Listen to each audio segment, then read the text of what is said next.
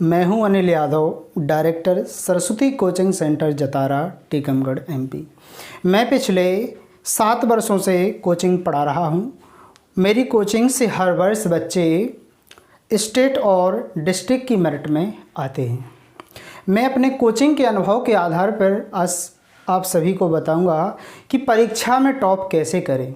कोई भी परीक्षा हो, चाहे आप स्टेट की परीक्षा दे रहे हों, ठीक है ना, चाहे आप केंद्र की परीक्षा दे रहे हों, चाहे आप कोई बोर्ड परीक्षा दे रहे हों, चाहे सीबीएसई बोर्ड की हो, चाहे एमपी बोर्ड की हो, और चाहे राजस्थान, दिल्ली, किसी भी बोर्ड का एग्ज़ाम हो आपका, और हर विद्यार्थी का सपना रहता है कि मैं परीक्षा में टॉप करूं। आखिर टॉप कैसे करें, इसकी रणनीति कैसे तैयार की जाती है, इन सारे प्रश्नों के जवाब आज हम आप सभी को देंगे।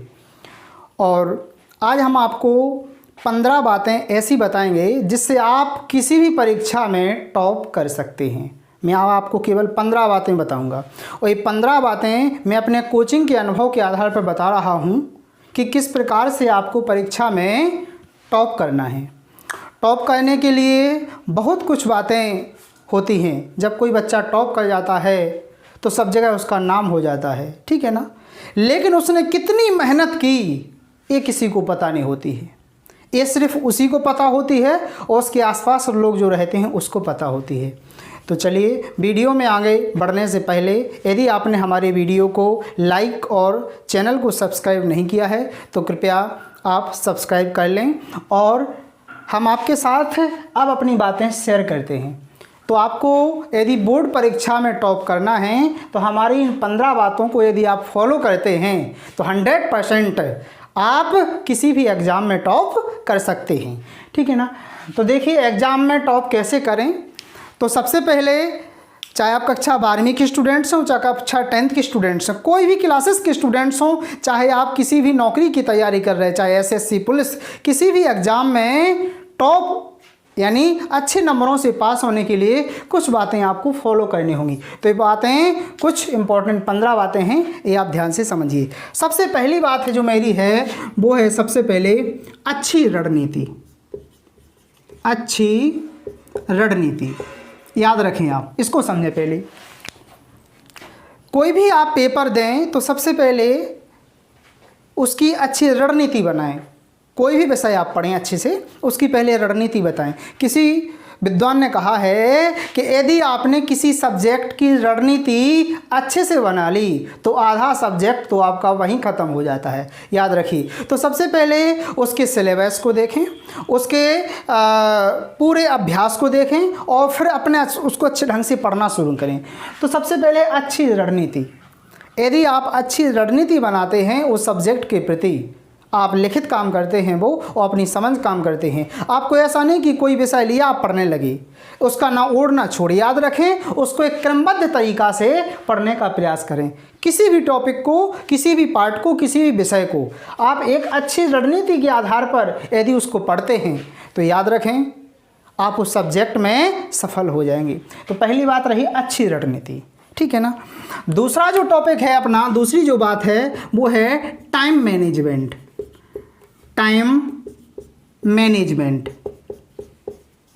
याद रखें आप, समय प्रबंधन, क्योंकि हर परीक्षा एक फिक्स समय के आधार पर होती है, ठीक है ना। जैसे परीक्षा का समय रहता है 3 घंटे, ठीक है। कोई भी एग्ज़ाम, कोई भी परीक्षा जो अपना कक्षा का सिलेबस होता है वो 1 साल चलता है। तो एक टाइम मैनेजमेंट नहीं है। ऐसा नहीं कि एक कक्षा के लिए आपको 4-4 साल का समय मिलेगा कि 4 साल में आपका पेपर होगा, ऐसा कुछ नहीं है। टाइम मैनेजमेंट तो हर परीक्षा कोई ऐसे नहीं कि आप सालों में कर रहे हो उस विषय की तैयारी, ऐसा नहीं। उसको एक समय प्रबंधन देखो कि हमारे एग्ज़ाम कब है, हमारा टेस्ट कब है। तो टाइम मैनेजमेंट यदि आपने कर लिया तो याद रखें आप बहुत अच्छे से उस सब्जेक्ट में स्कोरिंग ला सकते हैं। अब जैसे आपकी जो लिखाई है यानी जो राइटिंग है वो आपकी बहुत धीमी है, और पेपर 3 घंटे का समय रहता, उसमें पता चला आपका 3 घंटे पेपर हुआ ही नहीं, तो आप कैसे सफल हो जाएंगे। तो अपना टाइम मैनेजमेंट करिए कि इतने समय में आप इतना चीज़ लिख सकते हैं। तो दूसरा टॉपिक हो गया टाइम मैनेजमेंट। तीसरा टॉपिक जो अपना है, तीसरी बात जो है सकारात्मक सोच। सकारात्मक सोच यानी पॉजिटिव थिंकिंग। हर सब्जेक्ट यानी हर विषय या हर काम करने से पहले आपकी अच्छी सोच होना चाहिए। यदि आपकी सकारात्मक पॉजिटिव सोच है, जैसे आप कोई परीक्षा दे रहे, अब आपको आ रहा इसमें सफल होंगे, इसमें सफल नहीं होंगे, मतलब बहुत सारे क्वेश्चन आपके दिमाग में, तो आपको याद रखना है, अपनी सिर्फ पॉजिटिव थिंकिंग अपनाना है कि ज़रूर हम इस परीक्षा में सफल होंगे, इस विषय को हम जरूर इसमें 100 में 100 अंक लाएंगे। तो ध्यान रखें सकारात्मक सोच। यदि आप पॉजिटिव नेगेटिव बातें को ध्यान नहीं देना है, आपको आसपास के पास क्या हो रहा है, आपको सिर्फ पॉजिटिव बातें यदि आप फॉलो करते हैं अपने आप में आत्मविश्वास के साथ, तो याद रखें आप उस परीक्षा में टॉप जरूर करेंगे। चलिए चौथी बात है अपनी खुद पर भरोसा।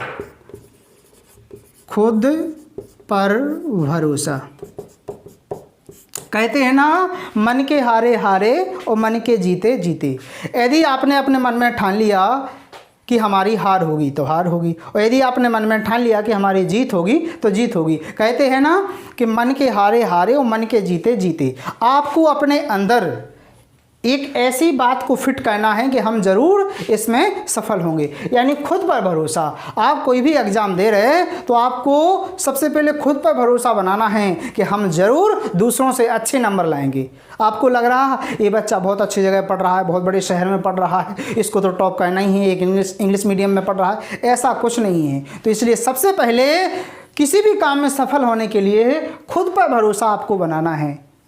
आप दूसरों पर भरोसा कैसे कर पाएंगे जब आपको खुद पर भरोसा नहीं है? तो सबसे पहले आपको खुद पर भरोसा करना होगा। तो आपकी 4 बातें हो गई। 5वीं बात है आपकी, जो एक इनडायरेक्ट रूप से है,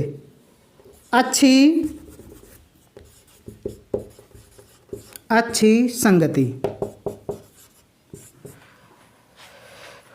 कुसंगत और संगत। आपको यदि आप अच्छी संगति करते हैं तो आपके पास अच्छे विचार आएंगे, और यदि आप गलत लोगों की संगत में रहते हैं तो आपके पास गलत विचार आएंगे। तो याद रखिए, आप कोई भी काम कर रहे हैं, परीक्षा हो चाहे कुछ भी हो, यदि आप अच्छे लोगों के साथ रहते हैं तो याद रखें आप उस काम में जल्दी सफल हो जाएंगे। यदि आपके फ्रेंड्स कोई ऐसे हों कि जो मतलब अनइम्पॉर्टेंट बातों पर ध्यान देते हों, इधर उधर फालतू घूमते हों, ये काम के इधर उधर भटकते हों, तो याद रखें वैसे ही आप हो जाएंगे। तो यदि आप अच्छी संगति करते हैं, अच्छे लोगों के साथ रहते हैं, अच्छे लोगों के साथ आप बैठते उठते हैं, तो याद रखें आप किसी भी काम में आप सफल हो सकते हैं। ठीक है ना? तो ये आपकी रही 5वीं बात, अच्छी संगति। ठीक है ना? पता चला आप खराब लोगों के, आपको पढ़ना है, 1 घंटे आप खराब लोगों के साथ बैठ के आए तो आपके 2-4 घंटे और ख़राब हो जाएंगे। आप उन्हीं बातों के बारे में सोचते रहेंगे 1-2 दिन। तो याद रखें सबसे पहले आपको अच्छी संगति रखना है। अगला है स्वयं को दूसरों से कम मत आंकना। याद रखें, आप इस बात को ध्यान रख लें। आप अपने आप को आपको दूसरों से कमज़ोर नहीं समझना है। यदि आप सोचते हो कि ये बच्चा हमसे ज़्यादा होशियार है, तो याद रखें आप यही सोचते रहेंगे, हमेशा अपने आप को आप हीन समझते रहेंगे और आपका वो मन नहीं लगेगा। याद रखें स्वयं को दूसरों से कम नहीं समझना है आपको। हर व्यक्ति अपने आप में 100% होता है, और हर व्यक्ति की अपनी कुछ ना कुछ मजबूती होती है और कुछ ना कुछ कमजोरी होती है। जैसे कि कोई बच्चा एक साथ एक बार में 10 घंटे पढ़ सकता है, और कोई बच्चा एक बार में 5 घंटे ही पढ़ सकता है, और कोई बच्चा एक साथ 10 किलोमीटर दौड़ सकता है। तो कुछ ना कुछ व्यक्ति में अपनी अलग अलग विचार होते हैं, यानी अलग अलग सोच होती है। जैसे कोई दौड़ने में आगे है, तो कोई गाने में आगे है, तो कोई हंसने में आगे है। तो मतलब अलग अलग व्यक्ति की अलग अलग सोच होती है, और अलग अलग उसकी मजबूती होती है और अलग अलग उसकी कमजोरी होती है। तो याद रखें आपको अपने आप में हीन नहीं समझना है, स्वयं को दूसरों से कम मत आंकना, यानी कभी कम मत ना आंकना कि ये विद्यार्थी हमसे होशियार है, हम इस एग्ज़ाम में अरे यार 12 लाख बच्चे पेपर दे रहे हैं, हम इतने बच्चों में कैसे आगे निकलेंगे, हमसे होशियार तो कई लोग होंगे। आप भले कक्षा में होशियार हैं, आपको लगा इतने मत इसमें कितने सारे बच्चे हैं, दिल्ली में कितने सारे बच्चे, हम इस परीक्षा में कैसे टॉप करेंगे। तो याद रखें यदि आप स्वयं को दूसरों से कम ना आंकेंगे तो याद रखें आप ज़रूर सफल हो जाएंगे उसमें। अगली जो टॉपिक है अपना, स्वयं की बुराई पर ध्यान ना देना। याद रखें आप, ध्यान ना देना। बुराई किसकी होती है? जिसमें कुछ बनता है, जिसको कुछ आता है, बुराई सिर्फ उसी की होती है। निकम्पों की बुराई कभी नहीं होती है, याद रखें आप। बुराई सिर्फ सफल लोगों की होती है, बुराई असफल लोगों की कभी नहीं होती है। तो याद रखें, यदि आपकी कहीं बुराई हो रही, यदि किसी दोस्त ने कह दिया कि यार आपके बारे में ऐसा बोल रहा था, तो आप उसके बारे में को 2 घंटा उसको भला बुरा कहेंगे। आपको भला बुरा शब्दों से नहीं कहना है। आप अपने आप में जब सफल हो जाएंगे तो अपने आप वो चुप हो जाएगा। तो याद रखें, अपन को उस मुँह पर जवाब नहीं देना है, ये तो समय बताता है कि कैसा समय आएगा। तो याद रखें, स्वयं की बुराई पर ध्यान नहीं देना है हमें। यदि हमारी किसी ने की और उसकी को हम क्यों भाई तुमने हमारी बुराई क्यों की, हम उससे लड़ बैठेंगे तो हमारा समय कितना वेस्ट होगा। तो याद रखें, किसी भी परीक्षा के लिए बुराई सभी की होती है, लेकिन किन की होती है? जिनमें कुछ बनता है। तो याद रखें, अगर आपकी बुराई हो रही कहीं तो आप खुश हो जाओ कि हमारा नाम बुराई के रूप में भी लिया जा रहा है, ठीक है ना। तो आपको बुराई यदि आपके लोग कर रहे हैं तो उसमें आपको उनसे लड़ना भिड़ना झगड़ना नहीं है, उसमें अपना टाइम वेस्ट नहीं करना है। आप जो काम कर रहे हैं अपने काम को करते रहेंगे तो एक दिन आप जरूर सफल हो जाएंगे। और लगभग 90% लोग तो दूसरों की बुराई करेंगे, ठीक है ना, या उनकी कोई बुराई कर रहे तो उसी में लड़ते झगड़ते रहते हैं। तो याद रखें, ना आपको किसी की बुराई करना है, और यदि आपकी कोई कर रहा है तो आपको उससे कोई मतलब नहीं, लड़ना झगड़ना नहीं है। मैंने क्या कहा? बुराई उसकी होती है जिसमें कुछ बनता है। तो याद रखें, ये हो गई अपनी 7 बातें। चलिए, मुझे आशा है कि इनको आप नोट भी कर लेंगे। चलिए 8वीं बात हम आपको बताते हैं। 8वीं बात कौन सी है अपनी? 8वीं बात है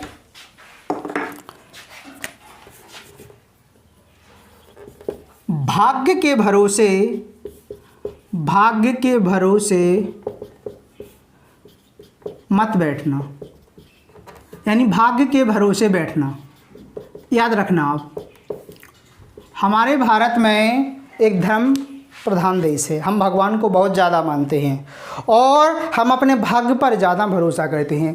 कहते हैं कुछ लोग कि यदि हमारे भाग्य में होगा तो ये आएगा और नहीं होगा तो नहीं आएगा, ठीक है ना। यदि हमारे भाग्य में लिखा होगा कि हम परीक्षा में टॉप हो जाएंगे तो टॉप हो जाएंगे, और लिखा होगा कि हम इस परीक्षा में पास नहीं होंगे तो नहीं होंगे। तो भाग्य के भरोसे हम लोग ज़्यादा बैठते हैं, लेकिन ये सब क्रूतियाँ हैं हमारे देश की। हमको भाग्य के भरोसे नहीं बैठना है, हमको सिर्फ कर्म करना है, यानी काम करना है। भगवान कृष्ण ने गीता में अर्जुन से कहा है, कर्म प्रधान विश्व कर राखा। सॉरी, रामायण की चौपाई है कि मतलब वहाँ पर भगवान कृष्ण भी अर्जुन से कह रहे हैं, कर्म प्रधान विश्व कर राखा और जो जस करे सो तस फल चाखा। ये रामायण में भी है और भगवत गीता में भी है कि हमें कर्म में है। यदि कोई व्यक्ति भूखा बैठा है और यदि वो प्रयास नहीं करेगा, खाने का इंतजाम नहीं करेगा, तो वो भूखा ही रहेगा। आपको भोजन के लिए कहीं जाना ही होगा, अपनी व्यवस्था करनी होगी भोजन की। उसी प्रकार से आप यदि एग्जाम देने नहीं जाएंगे तो पास कैसे हो जाएंगे? आप सोच रहे हैं भाग्य में तो पास लिखा है, टॉप हो जाएंगे हम। ऐसा कुछ नहीं है। भाग्य के भरोसे बिल्कुल ये नथिंग है। बिल्कुल भाग्य के भरोसे हम यदि बैठे रहेंगे, हम सोच रहे हैं ये सवाल अपने आप हल हो जाएगा। हो जाएगा क्या? नहीं हो जाएगा। आपको कर्म करना ही होगा। आप जैसा काम करेंगे वैसा आपका उसका फल आएगा। आप यदि अच्छी मेहनत करेंगे दिन रात तो याद रखें उसका आपको परिणाम एक दिन अच्छा ही मिलेगा। और आप भाग्य के भरोसे बैठे रहेंगे और इधर उधर मौज मस्ती करते रहेंगे तो आप बिल्कुल भी सफल नहीं हो सकते हैं। इस वीडियो को आप सभी पूरा देखें, जब ही आपको 100% कुछ समझ में आएगा। वीडियो भले लंबा हो रहा है लेकिन इसमें कुछ इंपॉर्टेंट बातें आपको मिल रही हैं। तो हमको भाग्य के भरोसे बैठना, यानी ना बैठना, भाग्य के भरोसे नहीं बैठना है हमें। नोट, भाग्य के भरोसे कुछ लोग हम बैठे रहते हैं, तो भाग्य के भरोसे ना बैठना, याद रखें। अगला जो टॉपिक है अपना 9वां है रिवीजन, अभ्यास, एक्सरसाइज। याद रखें, हम किसी भी टॉपिक को पढ़ते हैं, जब हम कोई विषय पढ़ते हैं उसका पहला पाठ याद कर लिया, दूसरा लेसन याद कर लिया, इस प्रकार से हम हर टॉपिक को पढ़ते जाते हैं। हम आगे तो बढ़ते जाते हैं लेकिन पीछे को भूलते जाते हैं। ये हमारी सबसे बड़ी कमजोरी है। यदि हम 2 टॉपिक आगे के पढ़ रहे तो याद रखें, एक टॉपिक पीछे का रिवीजन जरूर करें। ये अच्छे विद्यार्थियों की क्वालिटी होती है कि यदि आप 10 टॉपिक आगे के पढ़ रहे तो 5 टॉपिक जरूर आप पीछे के रिवीजन करें। यदि आपका रिवीजन अच्छा है तो आपको परीक्षा के समय घबराहट नहीं होगी, क्योंकि आपकी तैयारी बिल्कुल एक लाइन में 100% होगी। तो मैं क्या कहना चाहता, एक ही बात कहना चाहता कि आप किसी भी सब्जेक्ट को पढ़ें तो याद रखें, ये आपका महत्वपूर्ण बिंदु है परीक्षा में टॉप करने का, रिवीजन। याद रखें, आपने यदि किसी मैथ की किसी टॉपिक की 1 एक्सरसाइज 2 एक्सरसाइज सॉल्व की आगे की, तो याद रखें आप एक पीछे की जरूर सॉल्व करें। ठीक है, तो ये रहा अपना टॉपिक कौन सा, रिवीजन का। यदि हम रिवीजन करते हैं तो हम जरूर किसी भी परीक्षा में टॉप कर सकते हैं। अगला है 10वां टॉपिक है परीक्षा के समय घबराना।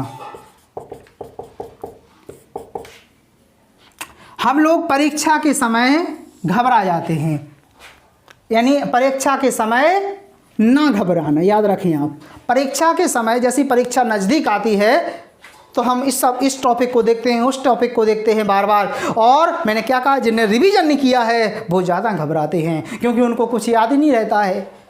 याद रखें, आप कोई भी टॉपिक आपने यदि 15 यानी 1 महीना हो गया उसका, तो आपको दोबारा वो याद नहीं आएगा, बहुत कम आएगा। यदि आपने अच्छे से भी पढ़ा तो 1 महीने तक मुश्किल से वो याद रहेगा। अच्छे से पढ़ा होगा, अच्छे से नहीं पढ़ा तो वो 2-4 दिन में ही भूल जाएगा। अच्छे से पढ़ा तभी वो याद रहेगा। याद रखें, परीक्षा के समय ना घबराना। यानी हम सोचते हैं ये विषय का हमें क्या आता है, पूरा सोचते रहते दिमाग में, ऐसा कुछ नहीं है। जब आपके सामने प्रश्न होगा तभी आप उत्तर दे पाएंगे। ठीक है, यदि आपने पढ़ा होगा तो ज़रूर आपको उसका उत्तर आएगा। तो परीक्षा के समय हमें बिल्कुल नहीं घबराना है। घबराते कौन हैं, जो निकम्पे होते हैं, जो साल भर मौज करते हैं, वही घबराते हैं जिनका रिवीजन अच्छे से नहीं होता है। तो याद रखें, किसी भी एग्ज़ाम में, बोर्ड एग्ज़ाम में टॉप करने के लिए सबसे मोस्ट बात है परीक्षा के समय हमें घबराना नहीं है। 12वां जो हमारा टॉपिक है 11वां, पुराने वर्षों के पेपर हल करना। यदि आप पिछले वर्षों के जो उस सब्जेक्ट के जो पेपर आए हुए हैं, यदि आप उनको सॉल्व करते हैं तो याद रखें आप ज़रूर सफल हो जाएंगे उस एग्ज़ाम में। तो पुराने वर्षों के जो पेपर हैं, यदि उनको आप पहले तो अपना कोर्स पढ़ो और फिर पुराने वर्षों के आप पेपर सॉल्व करो। यदि पुराने वर्षों के पेपर में लगभग जो कि कोई भी एग्ज़ाम हो, लगभग 60% जो पेपर बनता है वो पुराने वर्षों के पेपर को देखते हुए बनता है। कुछ सवाल चेंज हो गए लेकिन आधार वही रहता है, याद रखें आप। और 40% जो कंटेंट होता है किसी एग्ज़ाम में, किसी सब्जेक्ट के एग्ज़ाम में तो लगभग 80% पुराने वर्षों से पूछ लिया जाता है पेपर। ठीक है ना। और लो 40% जो नया कंटेंट याद रखें आप, 40% कुछ नया पेपर में आता है। तो पुराने वर्षों के पेपर यदि आप सॉल्व करते हैं अच्छे ढंग से, उनको समझते हैं, तो आपकी 60% आपका टॉपिक वहीं से आ जाएंगे। 40% जो टॉपिक हैं वो आपको जो सब्जेक्ट पढ़ा हुआ है आपने उसी में से आते हैं। तो याद रखें, ये आपकी 11 बातें हो गई। 12वीं बात में बताऊँगा, इस प्रकार से मैं आपको 15 बातें पूरी बताऊँगा। चलिए, सबसे इम्पोर्टेंट जो बात है वो मैं 12 बता रहा, पढ़ तो रहे हम अच्छे से। 12वीं बात है अपनी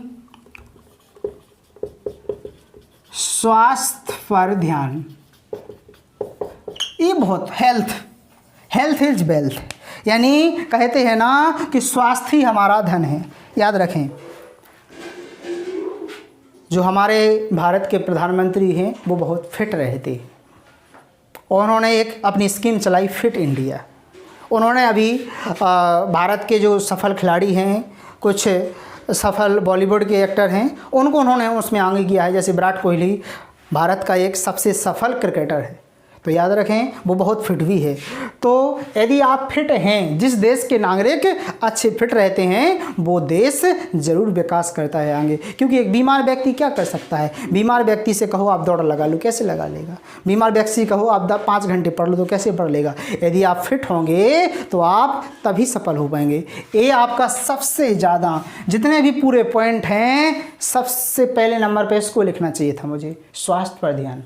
तो आप अपने खेल कूद पर थोड़ा ध्यान दें, पर ऐसा नहीं कि आप दिन रात पढ़ ही रहे, ठीक है ना। अपने परिवार को थोड़ा समय दें, हिलें मिलें और अपने स्वास्थ्य पर ध्यान दें। योगासन करें, कुछ अपना जैसे वॉकिंग, घूमने की आदत डालें अपने आप में। तो आपको स्वास्थ्य पर ध्यान देना है। तो किसी भी चीज़ में सफल होने के लिए, चाहे आप राजनीति में सफल हों, चाहे आप बॉलीवुड में हो, चाहे खेल में हो, चाहे पढ़ाई में हो, चाहे किसी भी एग्ज़ाम कोई भी हो XYZ, आप चाहे खेती करते हो, यदि आप स्वस्थ होंगे तभी आप कुछ काम कर पाएंगे। तो इस पर भी आपको ध्यान देना है। चलिए अपना अगला पॉइंट जो है 13वां पॉइंट, तो आपको ध्यान समझ में आ ही गया होगा। 12वां पॉइंट, 13वां जो पॉइंट है अपना, कुछ नए टॉपिक पढ़ना। याद रखें आप, कुछ नए टॉपिक पढ़ना। जब पेपर बनता है किसी भी एग्जाम का, उसमें 10% क्वेश्चन ऐसे रहते हैं कि जो कुछ हटके होते हैं। जैसे माना कि कोई टॉपिक है, आपको पता है इस टॉपिक से कभी प्रश्न नहीं आया, उस टॉपिक को लगभग 95% बच्चे नहीं पढ़ते कि इस टॉपिक से क्वेश्चन आना ही नहीं। लेकिन आपको यदि अपना मेरिट में नाम करना है, आपको 99% बनाना है, तो याद रखें आप कुछ नए टॉपिक पढ़ना। जिस टॉपिक पर कोई ध्यान नहीं देता है तो उस टॉपिक से कुछ नॉलेज ग्रहण करना। 10% जो पेपर में प्रश्न आते हैं वो कुछ जो कभी नहीं पेपर में पूछे गए वो प्रश्न पूछ लिए जाते हैं, कुछ हटके। मैंने कहा कुछ हटके, तो कुछ नए टॉपिक पढ़ना। तो किसी भी विद्यार्थियों को यदि सफल होना है, परीक्षा में टॉप करना है, ठीक है ना, तो कुछ नए टॉपिक पढ़ने का अभ्यास करना चाहिए। तो चलिए 13 पॉइंट अपने हो गए महत्वपूर्ण एग्जाम में टॉप करने के लिए। अगला जो 14वां पॉइंट अपना है, याद रखें आप, ये पॉइंट आप ध्यान से समझ रहे होंगे और मुझे लगता आप इसको नोट भी कर रहे होंगे। 14वां जो पॉइंट है अपना, परीक्षा में हम जब जाते हैं तो जब प्रश्न सरल, हमें सब प्रश्न आते हैं, तो प्रश्नों पर ध्यान देना। हम क्या काम करते हैं, जल्दबाजी में हमें पेपर इतना लगता है, पेपर 2 लोगों का तो बिगड़ता ही है। या तो जिसको आ गया ज़्यादा उनका बिगड़ता है पेपर, वो या जिनको बिल्कुल नहीं आ रहा तो उनका तो बिगड़ना ही है। क्योंकि जब व्यक्ति ज़्यादा मतलब खुश हो जाता है और वो प्रश्न को नहीं समझ पाता है, वो आंसर कुछ के कुछ लिख देता है, और वो सबसे बड़ी उसकी कमजोरी है। तो याद रखें, किसी भी परीक्षा में टॉप करने के लिए हमें प्रश्नों पर ध्यान दें। प्रश्न क्या पूछा गया है, हम क्या उत्तर दे रहे हैं। याद रखें, पिछले ईयर हमारा एक स्टूडेंट्स था, उसके मैथमेटिक्स में 100 में 100 नंबर, संस्कृत में 100 में 100 नंबर, साइंस में 99 नंबर, हर सब्जेक्ट में बहुत अच्छे नंबर आए। लेकिन एक सब्जेक्ट उसको पीछे कर गया, क्योंकि वो उसको लगा ये तो पेपर, क्योंकि उसका सबसे फेवरेट था, उसका विश्वास था। उसने उन प्रश्नों को, उनमें पूछा गया कि इसकी 5 विशेषताएं लिखिए, वो बंदा 6 लिख के आ गया। देखिए आप, प्रश्न क्या बोल रहा, आपको 10 आती हो, प्रश्न में जितना पूछा गया है उतना लिखें, और यदि आप उतना ही लिखते हैं, अच्छा, ऐसा नहीं कि झूठ, अच्छा। जैसे कि आप माना कि किसी एग्ज़ाम को दे रहे, उसमें पूछी गई हैं 10 विशेषताएँ, ठीक है ना, वो आपको सही आती हैं उसमें से 7, तो आप 7 वो लिख देते हैं और एक्स्ट्रा लिखते जाते हैं फालतू। तो जब जो एग्जामिनर होता है, जो परीक्षक होता है, जो कॉपी चेक करता है, वो क्या काम करता है कि उसका हमेशा, जैसे कोई व्यक्ति है, उसने 100 अच्छे काम किए, यदि एक काम बुरा कर दिया तो सबको लोग उसकी बुराई पर ध्यान देंगे, इसने एक काम किया, उस 100 पर नहीं ध्यान देंगे। इसी प्रकार से परीक्षक होता है, जो कॉपी चेक करता है, वो क्या काम करता है कि जहाँ आपने गलती की वो उसी चीज़ को पकड़ लेता है। वो तो गलती के लिए ढूंढ ही रहा कि कहाँ आपने गलती की। तो यदि आप जो 5 पॉइंट आपको अनावश्यक नहीं, आप 7 लिख देते तो 10 में से यदि वो क्वेश्चन 5 नंबर का है तो आप 4 नंबर यानी 3 नंबर के हकदार हो जाते। और यदि आपने 5 पॉइंट फालतू लिख दिए गलती के, तो याद रखें आपको सिर्फ 1-2 ही नंबर मिलेंगे। वो ये समझेगा कि आपको इसका ज्ञान नहीं है, ठीक है ना। तो चलिए, हमें सिर्फ उसके, क्योंकि वहाँ पर हमारी फोटोज आई नहीं। और लास्ट जो टॉपिक है हमारा 15वां, राइटिंग पर ध्यान देना, राइटिंग, लेखन पर ध्यान देना, राइटिंग पर ध्यान देना, ध्यान देना। हम पढ़ते तो हैं लेकिन अपनी लिखाई पर ध्यान नहीं देते हैं। जैसे कोई बच्चा मेरी कोचिंग में पढ़ता है, उसकी माना कि शकल बहुत अच्छे से है, अकल भी बहुत अच्छे से है, उसका तो हमें पता है, उसकी राइटिंग भी अगर कहीं हमें पता है कि ये बंदा पढ़ता है, इसको नंबर अच्छे दे दूँ। लेकिन जो अनजाना जो कॉपी परीक्षक होता है, वो कॉपी आपकी चेक कर रहा है, उसको तो आपने ना उसकी विद्यार्थी की ना शकल देखी और ना अकल देखी उसकी, उसके पास तो सिर्फ उसकी कॉपी जाएगी, उस कॉपी में क्या लिखा हुआ है उसी आधार पर वो नंबर देगा। तो याद रखें, आप एक सबसे महत्वपूर्ण टॉपिक है किसी भी परीक्षा में टॉप, किसी भी सब्जेक्ट में टॉप करने का। और यदि आप बोर्ड में मेरिट में आना चाहते हैं तो याद रखें अपनी राइटिंग पर ध्यान दें। राइटिंग ना आपकी ज़्यादा स्लो हो और ना ज़्यादा हाई हो, ठीक है ना। याद रखें, राइटिंग यदि आपकी सुंदर है, लेखन प्रणाली आपकी यदि अच्छी है, तो आप लगभग 40% टॉप करने के आपके चांस ज़्यादा रहते हैं। याद रखें, आप 60% तो ज्ञान तो है ही मेन, जब आप लिख पाएंगे। तो लेखन प्रणाली थोड़ी अच्छी रखें आप। यदि लेखन प्रणाली आपकी बहुत सुंदर है, अट्रैक्टिव है, दूसरों को अट्रैक्ट करने की, तो जो परीक्षा में जो शुरू के क्वेश्चन करें बहुत अच्छी राइटिंग में करें, थोड़ा सा धीमे। लेकिन जो मीडियम 3-4 क्वेश्चन होने के बाद फिर आगे थोड़ी अपनी स्पीड को थोड़ा सा बढ़ा दें। ऐसा नहीं कि आप, ठीक है ना, कुछ अशुद्धियाँ, तो आपको अशुद्ध नहीं लिखना है, अपनी राइटिंग पर फोकस करना है। चाहे आप इंग्लिश मीडियम से हों, चाहे आप हिंदी मीडियम से विद्यार्थी हों, आपको लेखन प्रणाली यदि आपकी सुंदर है, अट्रैक्टिव है, तो आपको कोई भी परीक्षा में सफल होने से नहीं रोक पाएगा। तो मेरे जो 15 पॉइंट आपने पिछले देखी हुई है, ये बहुत महत्वपूर्ण पॉइंट हो चुके हैं। और मैं आशा करूँगा कि कोई भी विद्यार्थी यदि इस वीडियो को देखेगा तो उसको ज़रूर पूरा टॉपिक समझ में आएगा। और भी कई बातें हैं ऐसी, तो ठीक है ना, विद्यार्थी खुद इतना समझता है। ये मेन पॉइंट किसी भी परीक्षा में सफल होने के लिए जो महत्वपूर्ण होते हैं वे मैंने आपको समझा दिए हैं। तो याद रखें, यदि आपको ये सारे टॉपिक यदि आपको परीक्षा में सफल होने लायक यदि बनाते हैं, और यदि आप सोच रहे हैं कि हम बन जाएंगे, तो ज़रूर मैं आशा करूंगा ये वीडियो आपको पसंद आया हो। यदि पसंद आया है तो अपने दोस्तों को शेयर करें, लाइक करें और हमारे चैनल को ज़रूर सब्सक्राइब करें। थैंक यू, धन्यवाद। मिलते हैं अगले वीडियो में। इसी तरह हम वीडियो लाते रहेंगे और आपका मनोबल बढ़ाते रहेंगे और आपको परीक्षा में टॉप कराते रहेंगे। थैंक यू, धन्यवाद।